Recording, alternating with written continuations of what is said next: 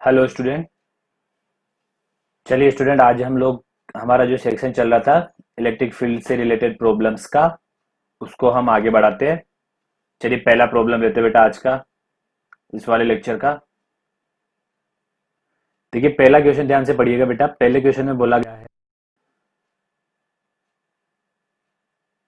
Calculate the electric field intensity which would be just sufficient to balance the weight of a particle of charge minus 10 microcoulomb and mass 10 mg। ये अपने को given है। कहने का मतलब ये है बेटा, एक अपने को चार्ज पार्टिकल दे रखा है -10 माइक्रोकुलाम का।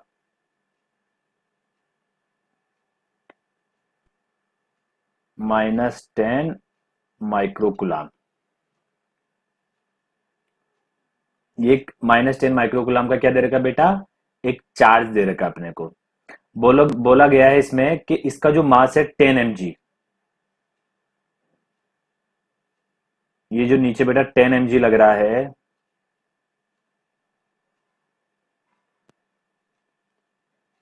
ये किसके थ्रू बैलेंस हो रखा है बेटा?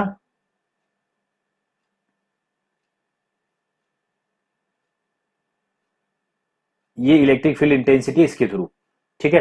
अब देखिए इलेक्ट्रिक इंटेंसिटी कोई फोर्स होता नहीं कि उसके थ्रू बैलेंस हो जाए। मतलब इलेक्ट्रिक इंटेंसिटी के थ्रू इस पे कुछ फोर्स लग रहा होगा, उससे बैलेंस हो रहा है। ठीक है। तो पहले तो मुझे ये बताओ कि इस पे इलेक्ट्रिक फील्ड का डायरेक्शन किधर लूं मैं कि ये 10 mg फोर्स बैलेंस हो जाए। ध्यान से देखिएगा बेटा, ये है -10 माइक्रोकुलाम। ठीक है।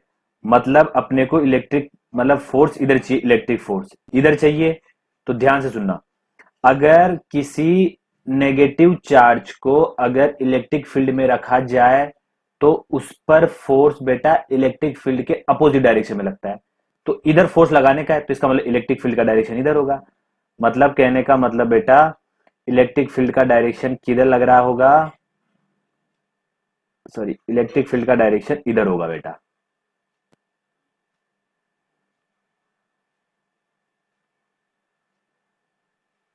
ये तो अपने को पता लग चुका है कि इलेक्ट्रिक फील्ड का डायरेक्शन इधर होगा। ये लिख दिया मैंने ई वेक्टर। अब देखिए इलेक्ट्रिक फील्ड के डायरेक्शन, इलेक्ट्रिक फील्ड में अगर किसी चार्ज को रखा जाए, नेगेटिव चार्ज को, तो फोर्स किधर लगेगा? उल्टे डायरेक्शन में बेटा। ठीक है। तो इस पे लग जाएगा अपने पास इधर। चलिए, ये लग गया एफ, जिसका वैल्यू कितना होगा बेटा? 10 × ई। इतना क्लियर। चलिए क्वेश्चन के अकॉर्डिंग क्या बोला गया है कि दोनों फोर्स क्या कर रहे हैं, एक दूसरे को बैलेंस कर रहे हैं। तो 10 ई इज इक्वल टू बेटा 10 mg। ये m का मतलब मिली मिली है बेटा, है ना? 10 mg। ठीक है। चलिए 10 इज इक्वल टू 10। देखिए ये तो है न्यूटन में, अब ये है मिली। तो पहले मैं क्या करता हूं, एक सेकेंड। ये तो F क्या है बेटा? फोर्स है। ये 10 mg है। ठीक है। तो इसको तो बोल दिया मैंने F1। ठीक है बेटा। इसको मैं नाम दे देता हूं F2। ठीक है। और क्वेश्चन के अकॉर्डिंग क्या बोला गया है? F1 is equal to F2। तो बेटा पहले F2 को क्या करता हूं मैं, एम केस में चेंज कर लेता हूं। 10 × 10⁻³ सॉरी -3 आएगा बेटा। ये 10⁻³ इंटू जी का वैल्यू कितना है? 10। चलिए, ये बेटा मिलीग्राम, ये मास है। ठीक है। ये एक सेकंड में इसको कर देता हूं। अगर इसको फोर्स बनाना है बेटा, ये तो क्या है? वेट है। ठीक है। इसको फोर्स बनाना है तो ये जी ग्रेविटी से मल्टीप्लाई करना पड़ेगा। ठीक है। तो ये तो मिलीग्राम है। ये क्या बेटा? मिलीग्राम। और ये क्या है? ग्रेविटेशन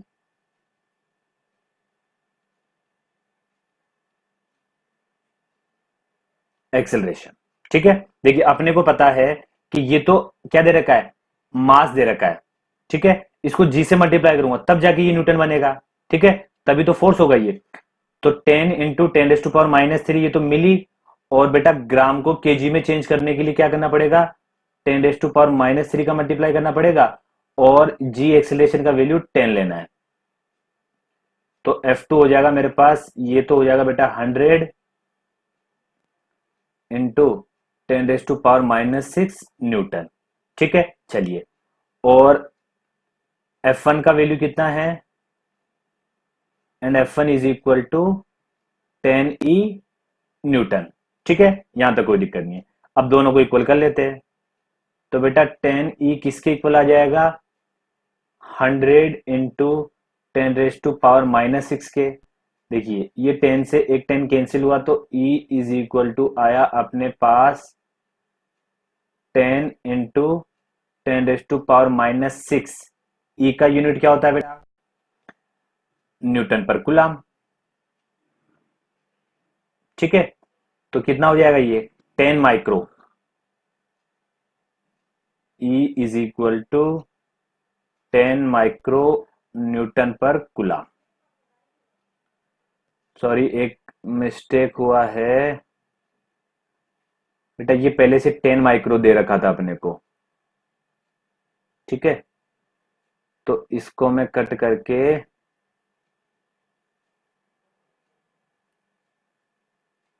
एक सेकेंड वेट करिए। चलिए ध्यान से देखिए बेटा, F1 कितना हो गया अपने पास,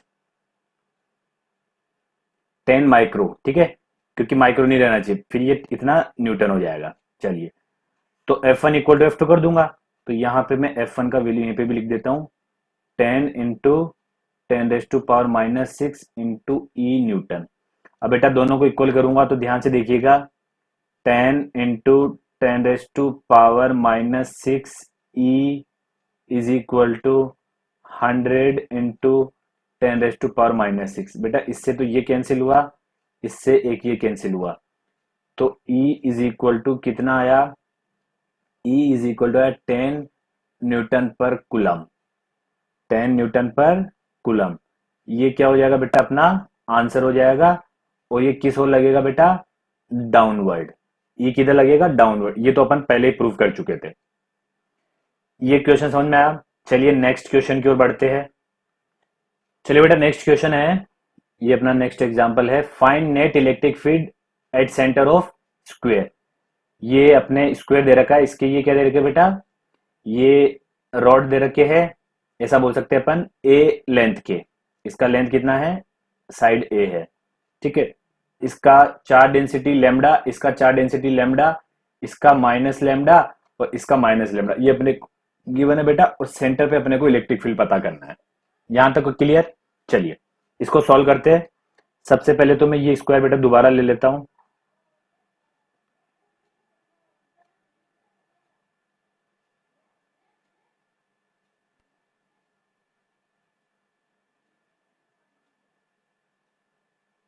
चलिए बेटा ये स्क्वायर ले लिया दोबारा मैंने, इसका मैं सेंटर भी बना देता हूं।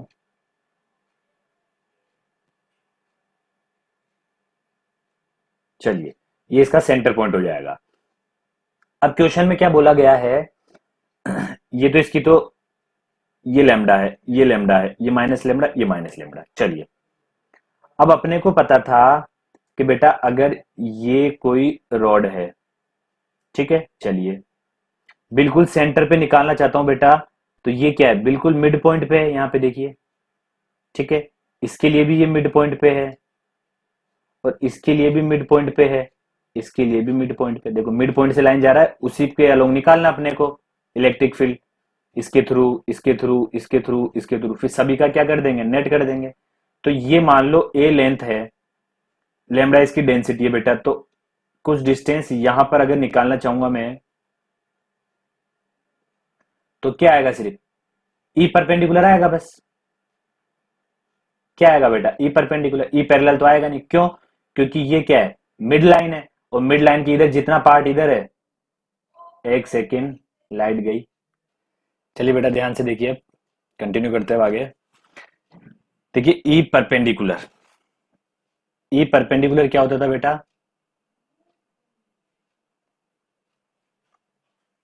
के लैम्बडा अपॉन कोई डिस्टेंस आर, ये वाला डिस्टेंस मान लो ये आर है, ये वाला डिस्टेंस नहीं बेटा, ये ए नहीं, ये यहां से लेके यहां तक का, ठीक है, तो आर मान लिया, तो के लैम्बडा अपॉन आर, और ये एंगल बेटा 45, ये एंगल भी 45, ये एंगल भी 45, ये एंगल भी 45, ठीक है, क्योंकि देखिए ये 90 है, तो बचे हुए दोनों क्या होंगे 45 45।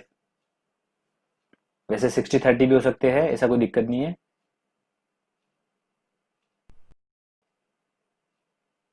लेकिन यहां ट्रायंगल में देखिए ये लेंथ जितना है बेटा उतना ही ये लेंथ है, ठीक है, अगर ये d/2 है तो ये भी कितना है d/2, ठीक है, तो ये एंगल 45, ये एंगल 45, ठीक है, चलिए, तो बेटा ये एंगल भी 45 है क्योंकि ये पूरा 90 है, तो ये 45, ये 45, तो बेटा ये भी 45, ये भी 45, ठीक है, तो इसी का अपन निकालना चाह रहे हैं, अभी देख लीजिए एक बार, तो ई परपेंडिकुलर क्या हो जाएगा के लेमडा, अब ई परपेंडिकुलर में साइन आता है, तो sine 45 plus sine 45,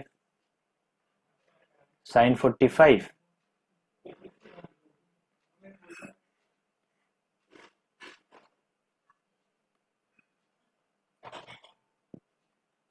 plus sine 45, और ये ब्रैकेट क्लोज, साइन 45 बेटा 1/√2, तो ई परपेंडिकुलर हो जाएगा बेटा यहाँ पे जो आर है, ये आर इज इक्वल टू हो जाएगा a/2, ये d की जगह a लिख देते हैं, a/2, और ये भी a/2, ये a है, मैं इसको दोबारा सही कर देता हूं एक बार, ध्यान से देखिए,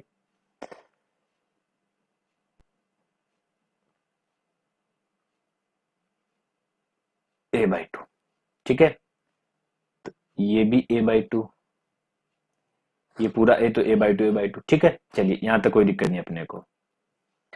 अब E perpendicular is equal to कितना हो जाएगा बेटा के लैम्डा अपॉन आर, आर क्यों बेटा, देखो ये सेंटर पॉइंट है ओ जिस पे अपने को निकालना है, ये सेंटर पॉइंट ओ, तो इससे ये डिस्टेंस बेटा a/2, तो ये आर भी क्या a/2, ये पूरा a है, कौन सा वाला, ये पूरा a है ये, ठीक है, चलिए, और ये जो लाइन दे रखा है ये वाला लाइन है, के लेमडा अपॉन आर, आर की जगह बेटा a/2, यहां तक किसी को प्रॉब्लम नहीं होनी चाहिए, साइन 45 1/2 1/√2 1/√2, तो बेटा 2/√2, तो यहां से अपने को ई परपेंडिकुलर कितना आ गया बेटा, ई परपेंडिकुलर आ गया, देखिए इससे ये 2√2, तो ये आ जाएगा 2√2 के लैम्डा अपॉन ए, ये आ गया अपने पास ई परपेंडिकुलर। चलिए अब ध्यान से देखिएगा बेटा, ये तो अपना है लैम्डा, ऊपर वाला भी बेटा लैम्डा, ये माइनस लैम्डा और ये माइनस लैम्डा, ध्यान से देखिएगा, इसकी वजह से बेटा इलेक्ट्रिक फील्ड का डायरेक्शन डाउनवर्ड,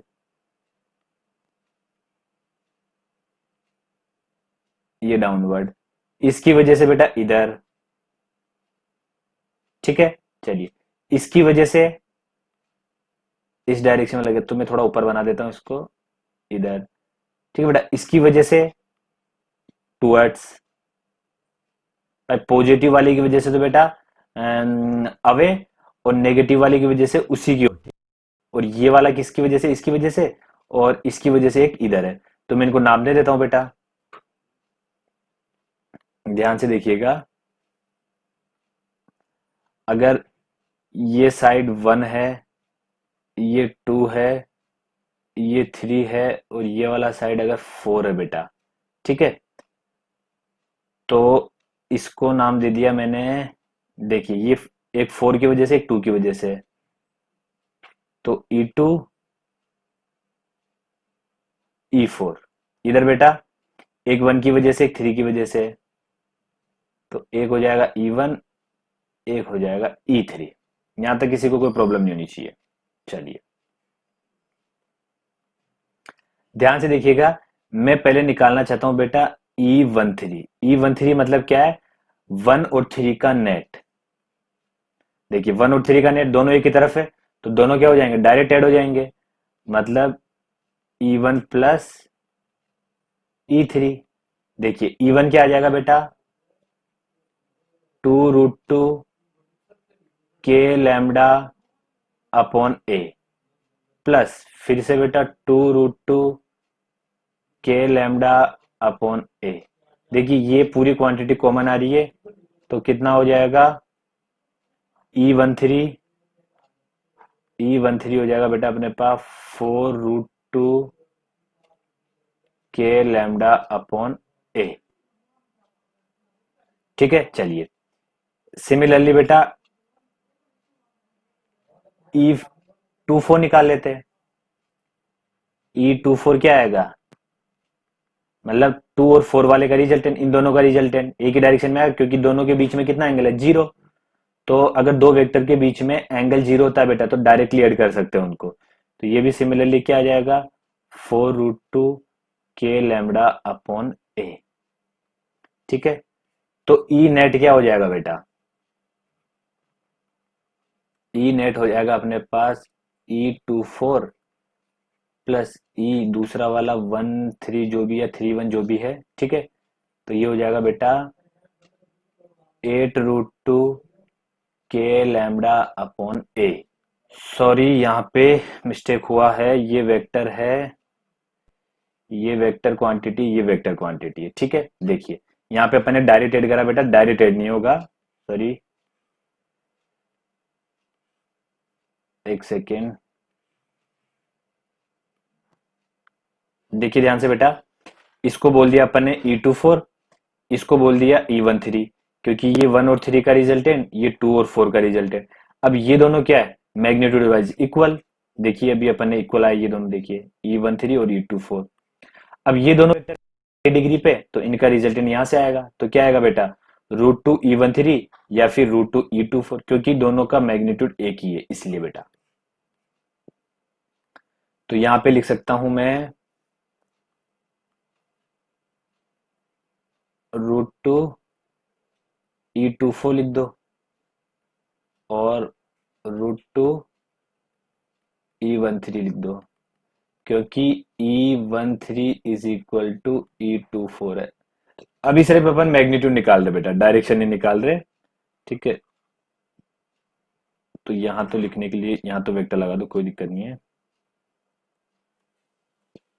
चलिए, ये क्या है, ई नेट। तो बेटा E net is equal to क्या हो जाएगा, √2 E24 का वैल्यू अपने पास है 4√2 के लैम्डा अपॉन ए। चलिए ई नेट अपने पास हो जाएगा, ये वेक्टर मत लगाइए, मैग्नीट्यूड निकाल रहे सिर्फ। तो बेटा √2 तो 8 के लैम्डा अपॉन ए, ये हो गया अपने पास बेटा आंसर। ठीक है, चलिए, और ये क्या हो जाएगा इसका, ये इसका डायरेक्शन है। डायरेक्शन निकालना बेटा, तो डायरेक्शन कैसे निकाल लेंगे, देखिए ये क्या है, ये लेंथ, कुछ भी मान लीजिए, एक्स एक्सिस वाई एक्सिस, ये एक्स एक्सिस है, ये माइनस वाई एक्सिस है। तो एक्स आई कैप, सॉरी, आई कैप माइनस जे कैप, ये डायरेक्शन हो गया। ठीक है, उससे कोई दिक्कत नहीं है। चलिए, ये अपने अपन ने सिर्फ मैग्नीट्यूड निकाल लिया है। अब नेक्स्ट क्वेश्चन की ओर बढ़ते हैं। चलिए बेटा, नेक्स्ट क्वेश्चन अपना देखिए ध्यान से।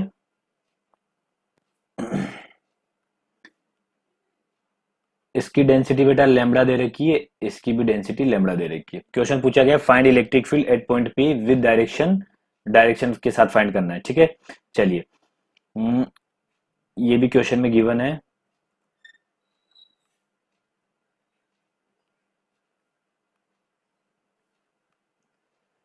ये एक्स एक्सिस है बेटा, और ये वाई एक्सिस है, ये क्वेश्चन में गिवन है। चलिए, ये क्या है बेटा, इधर से इनफाइनाइट नहीं है, इधर से इनफाइनाइट है, इधर से इनफाइनाइट है। ठीक है, ये डिस्टेंस डी है, ये डी है, ये डी है, ये डी है।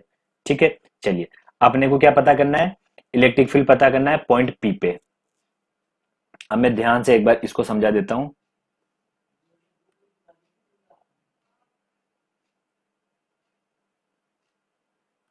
चलिए बेटा ध्यान से देखिए, यहाँ पे अपने को इलेक्ट्रिक फील्ड पता करना है। देखिए पहले अपन एक को सोल्व कर लेते, फिर सारे सोल्व हो जाएंगे।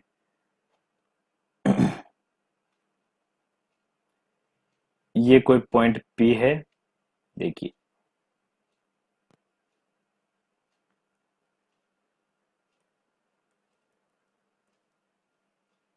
ये पॉइंट P है बेटा, ये डिस्टेंस D है, ये डिस्टेंस भी D है। अब ऊपर वाले डिस्टेंस का पता नहीं है, नीचे वाले डिस्टेंस का तो पता है, ये D कर दिया। चलिए अब क्या होगा बेटा, इसमें E परपेंडिकुलर भी आएगा और E पैरेलल भी आएगा। ऐसे एंगल बना लो, तो ये एंगल तो कितना बनेगा बेटा 90, और ये डी, तो बेटा ये एंगल कितना बनेगा 45।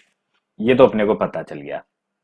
ठीक है, ये 90 क्यों बनेगा, क्योंकि इनफाइनाइट पे बेटा मिल रही है लाइन तो 90, और ये तो इधर भी डी है इधर भी डी है, तो ये एंगल तो बन गया 45। तो देखिए जिधर बड़ा वाला पार्ट वो क्या होता था बेटा, जिधर बड़ा वाला एंगल वो थीटा 1, तो यहां से अपन ने लिख दिया theta 1 is equal to 90 degree and theta 2 is equal to 45 degree. यहां तक क्लियर। तो अब बेटा अब ई परपेंडिकुलर और ई पैरेलल निकाल लेते हैं, ध्यान से देखिएगा।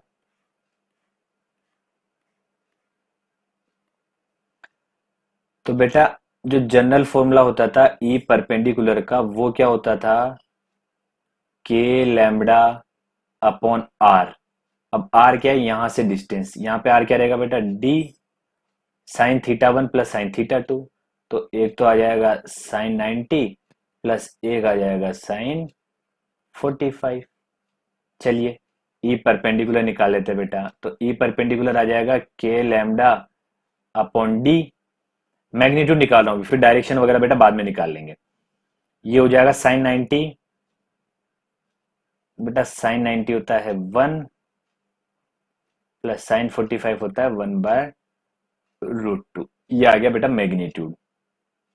चलिए इसी तरह बेटा अब ई परपेंडिकुलर इधर निकाल लेता हूं मैं, सॉरी ई परपेंडिकुलर तो निकल गया, ई पैरेलल। ई पैरेलल आता था के लैम्बडा अपॉन जो डिस्टेंस होता था रॉड से into cos θ2 minus cos θ1। cos θ2 बेटा θ2 45 है, तो cos 45 माइनस cos 90 डिग्री। अगर किसी को ये समझ में नहीं आ रहा तो प्रीवियस जो लेक्चर है बेटा लाइन से रिलेटेड, ठीक है, electric field due to infinite long line, उसमें ये सारे डेरिवेशन किए हुए हैं, वहां पे डिटेल में समझाया हुआ है, वहां जाके समझ में आ जाएगा। चलिए तो बेटा ई पैरेलल हो जाएगा अपने पास के लैम्डा बाय डी, और ये sin 45 होता है बेटा 1/√2 -1। ठीक है, यहां तक क्लियर हो गया होगा। ये तो हो गया अपने पास बेटा ई पैरेलल, और ये हो गया अपने पास ई परपेंडिकुलर। ठीक है, चलिए अब ये वैल्यू अपने को याद रखनी है, उनको मैं दोबारा प्लेस कर लेता हूं। ध्यान से देखिएगा बेटा,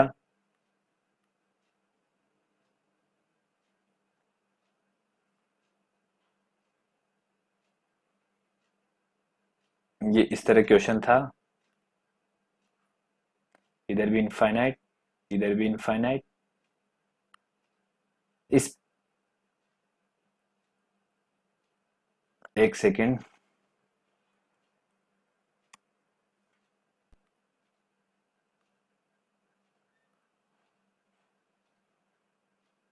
इस पी पॉइंट पे बेटा क्या पता करना था, इलेक्ट्रिक फील्ड। और ये तो अपने को पता है डी, ये भी डी, ये भी डी, और ये भी डी। इस पी पॉइंट पे इलेक्ट्रिक फील्ड पता करने का था। तो अपने को पता है इसकी वजह से बेटा ई परपेंडिकुलर किधर आएगा, देखिए ध्यान से, ई परपेंडिकुलर, एक सेकेंड,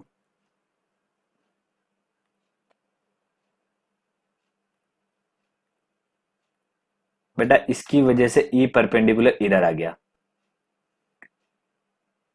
एक सेकेंड वेट, चलिए बेटा इसको मैंने 1 नाम दे दिया, इस वाली रॉड को 2 नाम दे दिया। ठीक है, तो 1 की वजह से बेटा इधर क्या, ध्यान से देखिएगा, ये रहेगा ई परपेंडिकुलर, ये बोल दिया मैंने 1। वन की वजह से परपेंडिकुलर। चलिए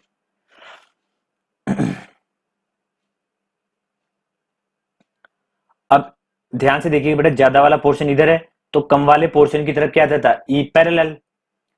तो ई पैरेलल किधर आ जाएगा बेटा, इधर आ जाएगा। एक सेकेंड, ई पैरेलल इधर आ जाएगा। ठीक है, ये सब मैग्नीट्यूड वाइज इक्वल है। ठीक है ना, कोई दिक्कत नहीं है। नहीं नहीं, मैग्नीट्यूड वाइज अलग अलग है। एक सेकेंड, ये डी था, ये भी डी था, ये भी डी था बेटा, ये भी डी था। अब इसको नाम दे दिया मैंने ई पैरेलल वन की वजह से। यहां तक कोई प्रॉब्लम? चलिए आगे बढ़ते बेटा।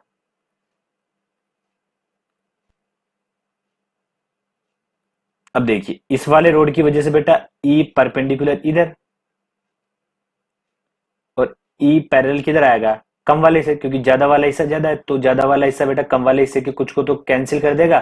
तो बचा हुआ वाला जो ज्यादा हिस्से वाला जो पोर्शन रहेगा उसमें कुछ पोर्शन बचेगा, उसकी वजह से ई इधर आ जाएगा।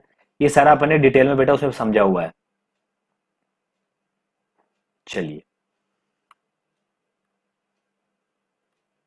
इसको तो मैं बोल सकता हूं बेटा ई परपेंडिकुलर किसकी वजह से, टू की वजह से, और इसको नाम दे दिया अपन ने ई पैरेलल टू की वजह से। अब अपने को निकालना बेटा ई वेक्टर। चलिए ये किधर है, एक्स एक्सिस की तरफ। तो E perpendicular one i cap plus, ये किधर है बेटा, ई परपेंडिकुलर ये ऊपर वाला, ई परपेंडिकुलर, एक second, E perpendicular two j cap. अब बेटा ये किधर है, माइनस आई कैप की तरफ। तो minus E parallel two, two की वजह से ई पैरेलल।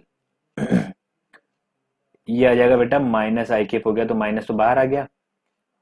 फिर इसकी वजह से फिर से माइनस, इसकी वजह से ई पैरेलल टू की वन की वजह से ई पैरेलल वन, और ये हो जाएगा बेटा जे कैप।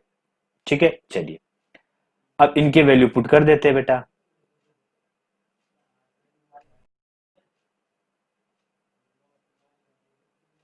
इधर से स्टार्ट करता मैं, ध्यान से देखिएगा बेटा।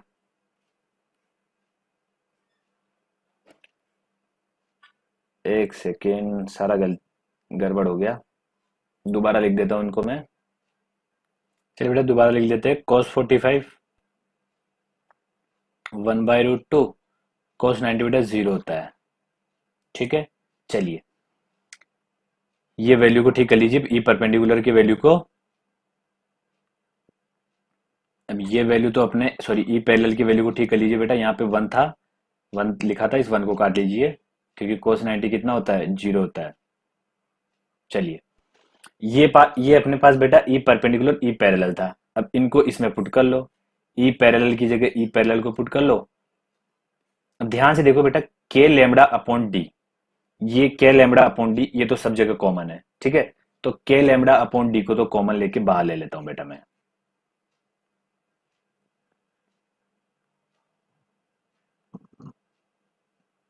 के लेमडा अपॉन डी मैंने बाहर ले लिया। अब ई परपेंडिकुलर जो बेटा है उसमें क्या था, one plus one by root two. तो इसकी वजह से आई के प्लस, इस पे भी बेटा क्या आएगा, one plus one by root two j k. अब इधर क्या है, ई पैरेलल, ई पैरेलल में क्या था बेटा, सिर्फ वन बाय रूट टू। देखिए इधर तो one by root two plus one, इधर क्या है सिर्फ वन बाय रूट टू। तो ई पैरेलल में अपन ने रख दिया सिर्फ बेटा, देखिए ध्यान से, माइनस है तो ये माइनस लगा वन बाय रूट टू, और ये आ जाएगा बेटा i cap minus one by root two j cap. चलिए आगे बढ़ते हैं। अब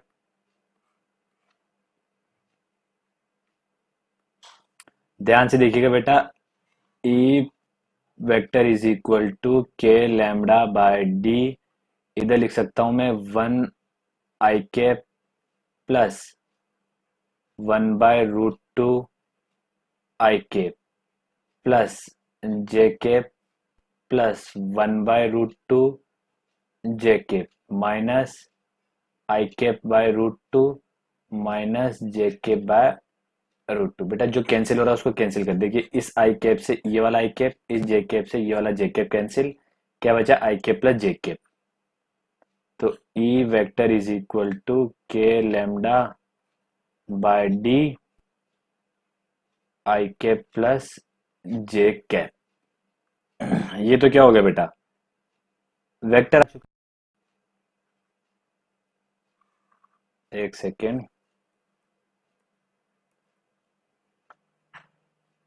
ये तो क्या है अपने पास वेक्टर में आंसर आया।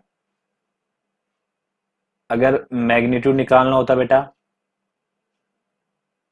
तो ई कितना आ जाता, ई अपने पास आ जाता बेटा के लैम्डा बाय डी और इन दोनों का √1+1, मतलब ई इज इक्वल टू आ जाता √2 के लैम्डा बाय डी। ये √1+1 कैसे हुआ बेटा, क्योंकि अपने को पता है आई कैप प्लस जे कैप है, तो अगर जैसे ए वेक्टर इज इक्वल टू, तो इसका मैग्नीट्यूड क्या होता है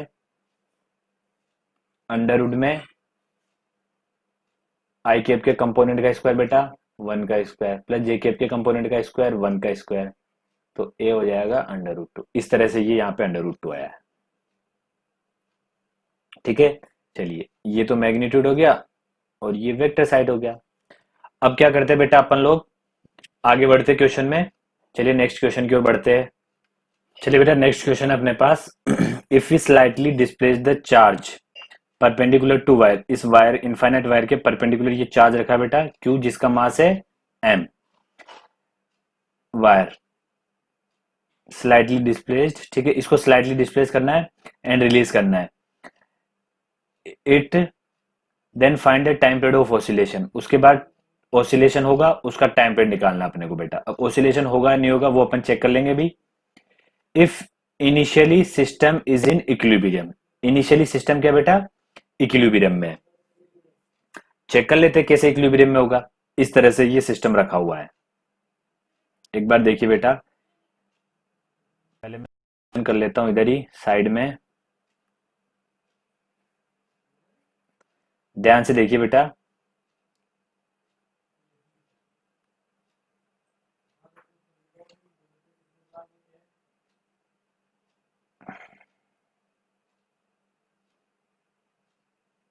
एक सेकेंड, ध्यान से देखिए बेटा, ये वायर दे रखा है अपने को,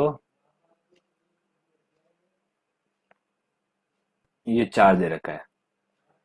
इसका मास बेटा नीचे कितना लगेगा mg। यहां तक किसी को प्रॉब्लम, चलिए। और ऊपर क्या लगेगा बेटा, एक फोर्स लगेगा F is equal to charge Q है, इसकी वजह से बेटा इलेक्ट्रिक फील्ड का डायरेक्शन इधर आएगा क्योंकि लैम्डा दे रखा है, तो इलेक्ट्रिक फील्ड इसकी वजह से इधर रहेगा बेटा, मतलब इस चार्ज की वजह से बेटा इलेक्ट्रिक फील्ड इधर आएगा। ये दो दो डायरेक्शन होगी, एक सेकेंड। इसकी वजह से इलेक्ट्रिक फील्ड बेटा इधर आएगा, ऐसा आएगा इलेक्ट्रिक फील्ड। ठीक है, इलेक्ट्रिक फील्ड का डायरेक्शन इधर रहेगा। तो देखिए इलेक्ट्रिक फील्ड के डायरेक्शन में बेटा अगर किसी पॉजिटिव चार्ज को रख दिया जाए तो उसी डायरेक्शन में उस पर फोर्स फील होता है, तो F is equal to Q. अब ये इनिशियली बैलेंस है बेटा, तो इनिशियल कंडीशन लिख देता हूं मैं। इनिशियली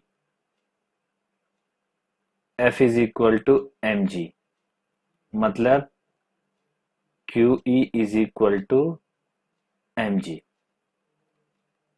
ई कितना होगा बेटा, ई होगा यहाँ पे 2k लैम्डा बाई डी। ये डिस्टेंस डी था बेटा, इसलिए ये डिस्टेंस कितना था डी, इसलिए 2k लैम्डा बाई डी। तो अपन क्या बोल सकते हैं, Q 2q k lambda by D is equal to mg। ये इक्वेशन नंबर 1। इनिशियली कंडीशन लिख ली बेटा मैंने। इनिशियल में क्या बोला गया है कि सिस्टम इक्विलिब्रियम में था। अब ध्यान से देखिए बेटा, अब मैं क्या करता हूं, सिस्टम को थोड़ा सा डिस्प्लेस कर देता हूं।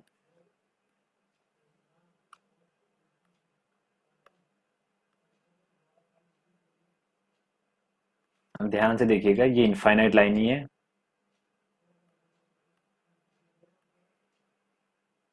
इनफाइनाइट लाइन है बेटा। ये ऊपर यहाँ पे चार्ज रखा हुआ था, ठीक है। चलिए, ये बेटा यहाँ पे चार्ज रखा हुआ था, ठीक है। अब इस चार्ज को मैंने हल्का सा डिस्प्लेस कर दिया। अब हल्का सा डिस्प्लेस करने के लिए बेटा मैं तुम्हें ये इस तरह से बता दे रहा हूँ, ये थोड़ा ज्यादा बता रहा हूँ, ठीक है।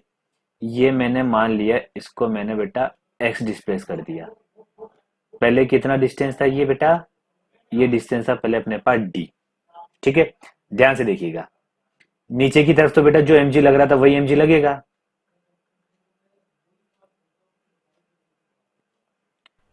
नीचे तो क्या लगेगा, जो पहले एमजी लग रहा था वही एमजी लगेगा, क्योंकि मास थोड़ी चेंज होगा। तो ये तो आ गया बेटा एमजी, ठीक है। चलिए, अब ऊपर की तरफ क्या लगेगा बेटा, ध्यान से देखिएगा, ऊपर की तरफ लगेगा एक फोर्स जिसका वैल्यू होगा क्यू। अब ई चेंज हो जाएगा, तो E2 बोल दिया अपन ने, क्योंकि जैसे जैसे दूर जाता जाऊंगा बेटा ई चेंज होता जाएगा। तो अब ई कितना रहेगा, ध्यान से देखना, Q2K लैम्डा अपॉन, अब डी नहीं रहेगा बेटा, अब रहेगा D+X। मैंने ये जो x बेटा, x कितना लिया है यहाँ पे ध्यान से लिख, यहाँ से ध्यान से देखिएगा, यहाँ पे x बहुत छोटा लिया है बेटा मैंने d से, बहुत ज्यादा छोटा है। तो कितना लिया, Q2K लैम्डा अपॉन D+X। अब ध्यान से देखिए बेटा, पहले अगर ये x नहीं था, ध्यान से देखिए, पहले ये x नहीं था तो ये और ये क्या थे, इक्वल थे। अब x आ गया, x आने से क्या हुआ बेटा, x आने से ये क्वांटिटी क्या होगी, कम होगी, क्योंकि प्लस देखो डिनोमिनेटर बढ़ रहा है, डिनोमिनेटर बढ़ेगा तो ये कम हो जाएगा। अब यहाँ ये फोर्स ज्यादा है, ठीक है, कौन सा फोर्स ज्यादा है, mg ज्यादा हो गया और f कम हो गया। तो इस डायरेक्शन में क्या लगेगा बेटा, एक एक्सेलेरेशन लग जाएगा, क्योंकि अब यहाँ पे नेट फोर्स जीरो नहीं है, mg ज्यादा है। तो अब मैं यहाँ पे न्यूटन का कौन सा इक्वेशन यूज कर सकता हूँ, सेकंड इक्वेशन। क्या लिखूंगा बेटा, ध्यान से देखिएगा, F is equal to M A से, तो net force mg minus 2k/q lambda upon D+X is equal to M A. यहां तक किसी को प्रॉब्लम, चलिए कोई दिक्कत नहीं है। ध्यान से देखिएगा बेटा, mg माइनस, अब बेटा यहां पे एक छोटा सा कंसेप्ट यूज करना है अपन को, 2k/q अपॉन, इधर लैम्डा लिख दिया, ये चीज मैंने ऐसी कैसी लिख दी, इस लैम्डा अपॉन D+X को इधर लिख दिया। अब बेटा मैं क्या करता हूँ, एक अलग पेन से यहाँ पे लिख देता हूँ कि मैंने d से तो डिवाइड किया है और d से ही मल्टीप्लाई किया है, ठीक है। ध्यान से देखिएगा, इस वाले क्वांटिटी को बेटा इक्वेशन 1 पे जाके देखो, क्या लिख सकता हूं मैं इक्वेशन 1 पे जाके, बेटा mg लिख सकता हूं। देखिए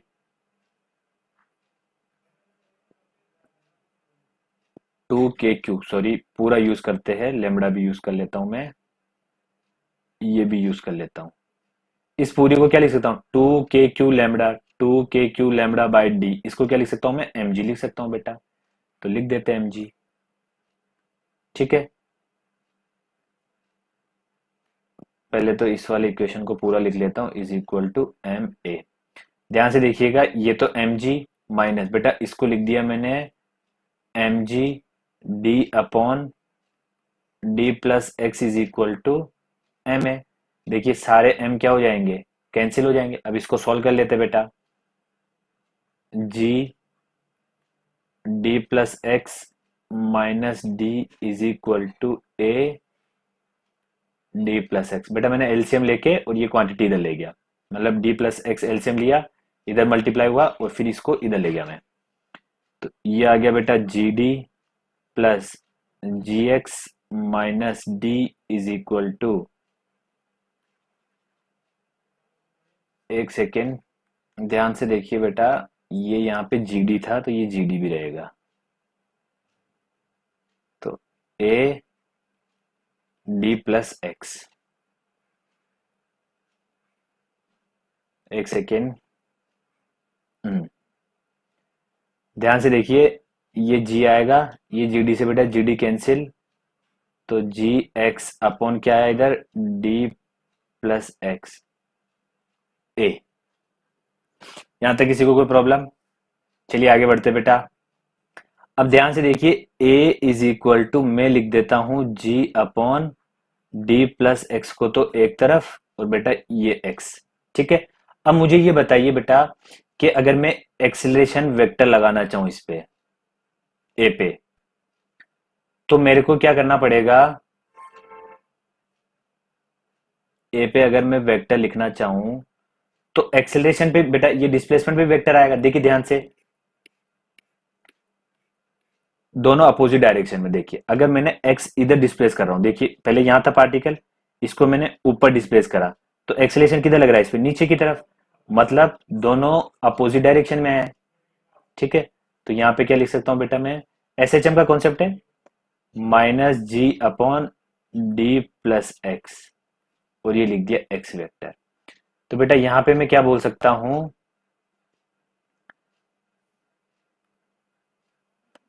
बेटा acceleration is opposite to displacement, displacement X vector, ठीक है। दोनों अपोजिट डायरेक्शन में, अपोजिट डायरेक्शन में है, तो बेटा एसएचएम का क्यों क्या कॉन्सेप्ट होता था? अगर एक्सेलरेशन किसके अपोजिट डायरेक्शन में हो, डिस्प्लेसमेंट के अपोजिट डायरेक्शन में हो, तो एसएचएम पॉसिबल है। तो ए वेक्टर इज इक्वल टू क्या लिखते थे वहां पे बेटा? Minus omega square x vector. तो ओमेगा स्क्वायर क्या होगी? इस दोनों इक्वेशन को कंपेयर करो, इसको इक्वेशन नंबर मैंने बोल दिया सेकेंड, फर्स्ट तो ऊपर लिख लिया था अपन ने, इसको बोल दिया थर्ड। तो compare equation second and third, तो बेटा यहां से ओमेगा स्क्वायर कितना आ जाएगा? Omega square is equal to g upon d plus x. चलिए, तो ओमेगा आ जाएगा अंडर रूट में g upon d plus x. Omega is equal to क्या होता है?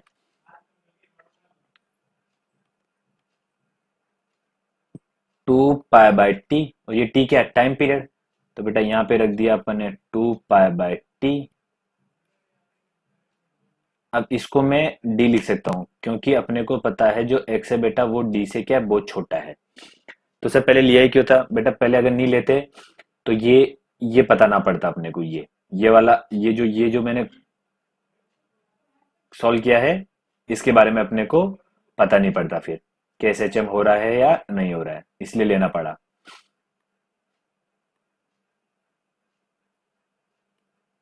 एक सेकेंड, चलिए बेटा, तो टी हो जाएगा अपने पास 2 पाई अंडर रूट में डी बाई जी, ठीक है। ये क्या हो जाएगा? अपना आंसर हो जाएगा। कुछ नहीं बेटा, इसको सॉल्व किया है बस मैंने, टी में इधर ले गया और ये इधर जाएगा, तो अंडर रूट डी ऊपर और जी नीचे, तो 2 pi under root d by g, ठीक है, ये आंसर हो जाएगा। ये बेटा किसका टाइम पीरियड है? ये उस पार्टिकल का टाइम पीरियड है जो कि हल्का सा ऊपर की तरफ अगर मैंने डिस्प्लेस किया तो एसएचएम करेगा। जरूरी नहीं ऊपर ही डिस्प्लेस करूं बेटा, मैं नीचे भी डिस्प्लेस कर सकता हूं। यहां तक क्लियर हुआ? चलिए, चलिए बेटा अगला क्वेश्चन है। ये एक रिंग दे रखी है इस तरह से, ठीक है। बोला गया है find out the force of rod due to the ring. Ring की वजह से एक रॉड है बेटा, इसके सेंटर से इस तरह से रखी हुई है, उस पे क्या बताना? फोर्स बताना अपने को, ठीक है। ध्यान से देना, ये रिंग है और ये क्या है? रॉड है। इस रॉड पे क्या बताना है? फोर्स बताना कि इस रिंग की वजह से इस रॉड पर कितना फोर्स लग रहा है, ठीक है। चलिए, अब मैं पहले बेटा छोटा छोटा कंसेप्ट समझा देता हूं इसके अंदर ही, ध्यान से देखिएगा बेटा। ये जो रिंग है, इस रिंग की वजह से बेटा यहां तो फोर्स जीरो, कोई दिक्कत नहीं है। अब यहां का जो चार्ज है इसकी अलग डिस्टेंस है, यहाँ के चार्ज की अलग डिस्टेंस है, यहाँ के चार्ज की अलग डिस्टेंस, यहाँ के चार्ज की अलग, मतलब जितने भी ये छोटे छोटे चार्ज होंगे बेटा, सारे चार्ज क्या होंगे? इस रिंग से अलग अलग डिस्टेंस पर होंगे, ठीक है। तो क्या होगा? इस रिंग की वजह से हर छोटे छोटे छोटे चार्ज पर बेटा क्या आएगा, अलग अलग अलग अलग फोर्स आएगा। ठीक है, मतलब फोर्स क्या आ रहा है, डिस्टेंस की वजह से अलग अलग अलग अलग आएगा। ठीक है, तो इस टाइप की प्रॉब्लम को सॉल्व करने के लिए बेटा किसका हेल्प लिया जाएगा, इंटीग्रेशन का। ठीक है, चलिए इंटीग्रेशन से सोल्व करते हैं इसको बेटा। चलिए बेटा मैंने डायग्राम दोबारा प्लेस कर लिया है। अपने को देखना ध्यान से बेटा, सबसे पहले मैं लेता हूं एक्स पे डीएक्स। ध्यान से देखिएगा बेटा,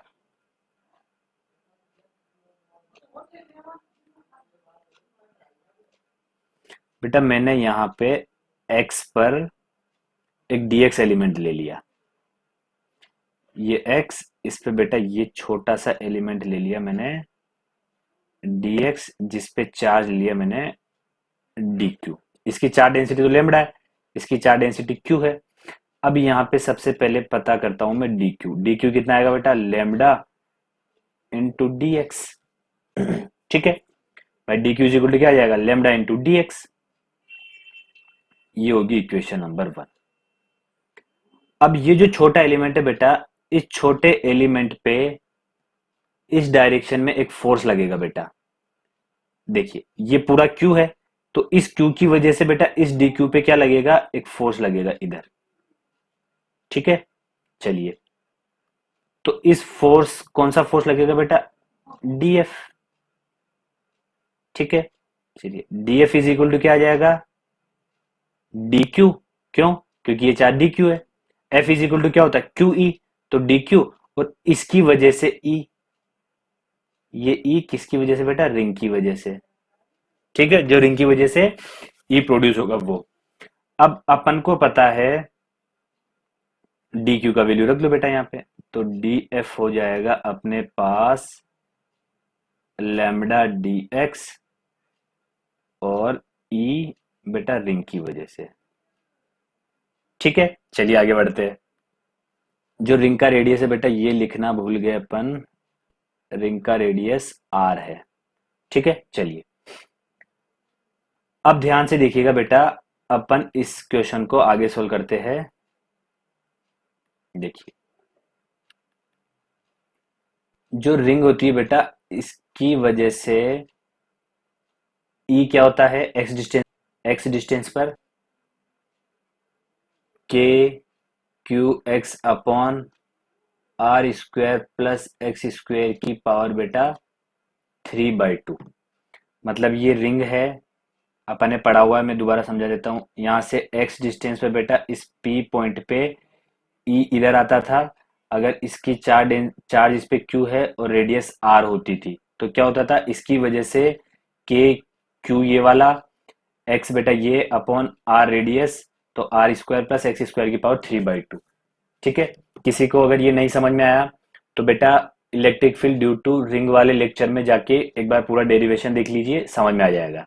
चलिए मैं यहाँ पे लिख देता हूँ बेटा D F is equal to lambda बेटा, ई रिंग का वैल्यू कितना है, K Q X upon R square plus X square की पावर 3/2, और बेटा ये जो बचा हुआ dx था ये, और ये x ही बेटा वेरिएबल है। क्यों, क्योंकि देखो अगर मैं ये जो छोटा चार्ज है, अगर ये छोटा चार्ज यहाँ ले लेता बेटा, इस जगह ले लेता, इस जगह, इस जगह ले लेता तो x का वैल्यू अलग होता, इस जगह लेता तो x का वैल्यू अलग होता, इस जगह लेता तो x का वैल्यू अलग होता, मतलब सब जगह अलग अलग होता। तो x क्या है यहाँ पे, वेरिएबल, x इज वेरिएबल, लिख लीजिए ऐसा। चलिए बेटा आगे बढ़ते हैं।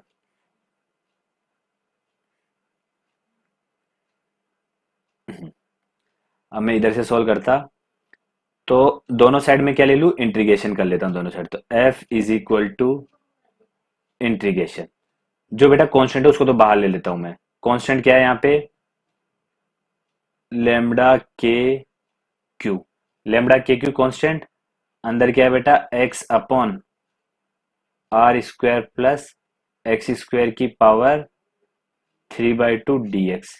और बेटा लिमिट किसकी आएगी, x की आएगी। तो ध्यान से देखिए एक बार, जो x है बेटा ये कहां से स्टार्ट होगा, यहां से 0 से लेके और l तक जाएगा। ठीक है, तो लिमिट कितनी लिख सकता हूं बेटा, मैं लिमिट लिख सकता हूं मैं 0 से l तक। अब ध्यान से देखिए बेटा इस इंटीग्रेशन को करने का तरीका अपन ने पहले भी किया हुआ है रिंग वाले उसके अंदर। R square plus X square को क्या मान लू बेटा मैं, टी स्क्वायर।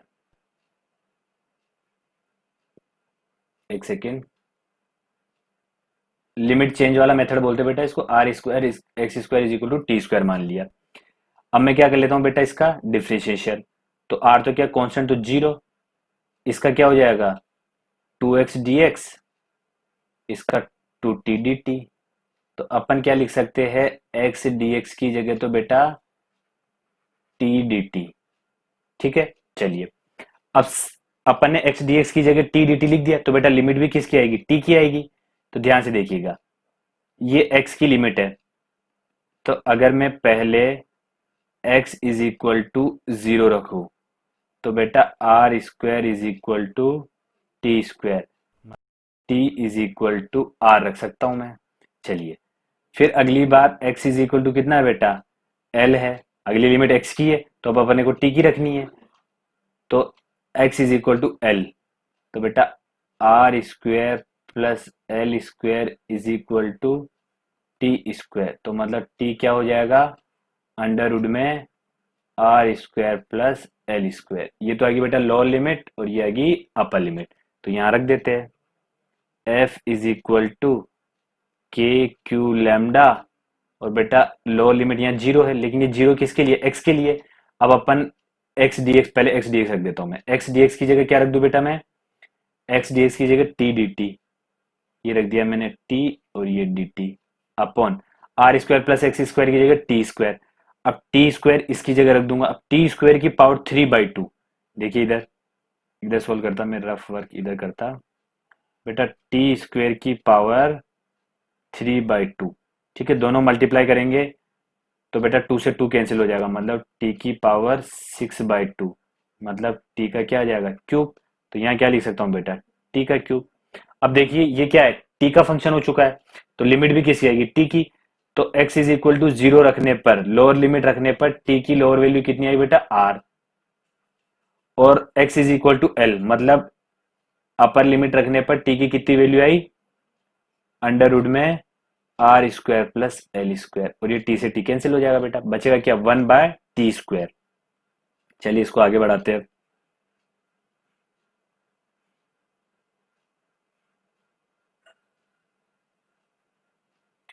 तो ध्यान से देखिएगा बेटा, F is equal to K Q lambda, बेटा 1/टी स्क्वायर बचा यहाँ पे, तो 1/टी स्क्वायर का इंटीग्रेशन -1/टी। लिमिट आ जाएगी आर से अंडर रूट में R square plus L square. चलिए जिसको अगर नहीं पता तो मैं इंटीग्रेशन भी एक बार यहाँ समझा देता हूँ। देखिए यहाँ बचेगा 1/टी स्क्वायर। ठीक है, टी स्क्वायर को बेटा ऊपर ले जाऊंगा, टी की पावर -2dt। ठीक है, तो इंटीग्रेशन कैसे करते हैं, पावर में क्या करते हैं बेटा, 1 ऐड करते और उसी पावर का क्या कर देते हैं, डिवाइड कर देते हैं।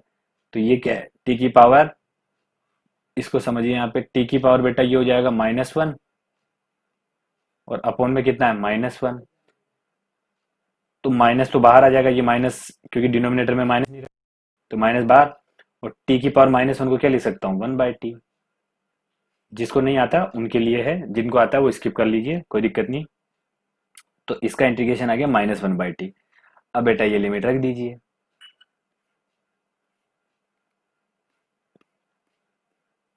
तो ये लिमिट रखूंगा बेटा, तो यहाँ माइनस है तो कोई दिक्कत नहीं,